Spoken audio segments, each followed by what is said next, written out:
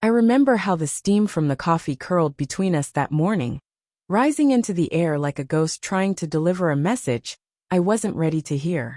Her eyes never met mine. She was already gone, even before she spoke. "I can't do this anymore, Ryan," she said, her voice quiet, fragile but firm. "I need more. I need someone who actually works." Her words hit me like a dull, blunt blade. Slow, cruel, leaving me breathless. I just stared at her, my throat constricting around 1,000 things I hadn't said, and the silence stretched between us, thick and suffocating. She didn't know everything. I never told her. Not about the consulting contract. Not about the $513,000 that had silently appeared in my account 3 months ago. I had kept it quiet, hoping to surprise her, thinking it would fix everything. Stupid. But she didn't ask. She didn't wait. She walked out, her footsteps quick, like she was late for something better, something she deserved more than me. A week later, the divorce papers arrived in the mail, official, sealed, signed in blue ink. A final goodbye, cold and distant. The house turned bare and empty. Her laugh, her perfume, her warmth. All of it vanished as if it had never been there. They say you only see the truth when the mirror shatters. But that's not true. The truth had always been there. I just kept wiping the fog off the wrong reflection. 2 weeks later, I found out about Mark, my best friend, the one who had toasted at our wedding, who sat beside me when I buried my father. I stumbled across the photo by accident, her hand intertwined with his, a smile that looked practiced. The caption read, "Second chances are the best ones." Second chances for who? I didn't cry. I didn't rage. I just sat in the dark for hours, counting ceiling tiles, breathing like my lungs were learning how to hurt. There's a kind of pain that doesn't scream.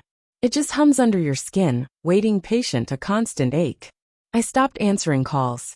I stopped going out. But I never stopped watching. I didn't want revenge. Not really. I wanted understanding. But when it didn't come, I made peace with something colder. I built a wall of distance, silence, and quiet success. I finished the build on my software suite and sold the beta to a firm in Austin for 6 figures. I watched the numbers climb while she posted photos of dinners with Mark at chain restaurants, smiling like everything was fine, like nothing had ever been broken. My silence became my fortress, and my success burned quietly behind its walls, growing stronger with each passing day. Then a year later, I got the call. Her voice was shaking, fragile like old glass. "Ryan," she whispered, her words laced with desperation. I didn't know who else to call. "Mark, he emptied the account. He's gone." I didn't respond right away. I just stared at the city skyline from my loft, a place we had once dreamed of owning together. "Please," she whispered, "can we talk?" I gave her a time, a place, a small cafe near the courthouse. Clean, bright, and public. She looked thinner, but not in the way people try to lose weight. It was the kind of thinness grief carves into you when you've spent too long lying to yourself, pretending things are okay.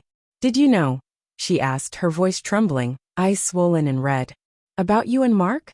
I took a slow sip of my coffee, watching her. I figured it out when he stopped looking me in the eye. Her mouth opened, but the words froze, like the shame was creeping up on her, only for her to swallow it down quickly, as if to hold it back. "He told me you were broke," she said. "Said you were dragging me down." I nodded. He was wrong.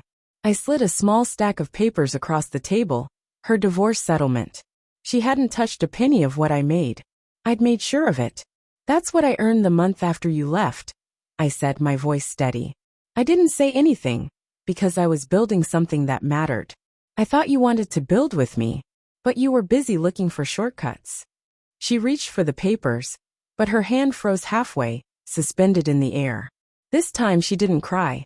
Her face went ashen, and the silence between us grew heavy, as if the words we hadn't spoken were weighing down the table like a stone. "He lied to me," she whispered, her voice barely audible. "No," I said, setting my cup down with quiet finality.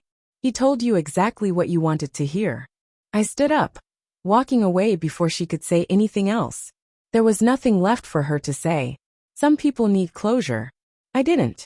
I just needed her to sit with the truth for once, without anyone coming to save her from it. A few weeks later, I heard that Mark had been arrested, fraud, embezzlement, even identity theft. He'd drained not just her accounts, but the ones of his previous girlfriends too. Patterns, you know? They always show themselves eventually. She sent me one last message. Asterisk, you were right. I didn't deserve you. Asterisk. I didn't reply. Sometimes, justice doesn't come dressed in a uniform or raise its voice. Sometimes it just watches from a distance, still and quiet, as people slowly collapse under the weight of their own choices. I live simply now. The money's there, but it no longer holds the meaning it once did. What matters now is peace. A life that isn't shaken by the things that used to break me. Mornings where the steam rises from my coffee without any ghosts lingering in it. And sometimes when I pass that same cafe, I think about her sitting there, pale, breathless, staring down at the emptiness in front of her. Not the money, but everything she lost.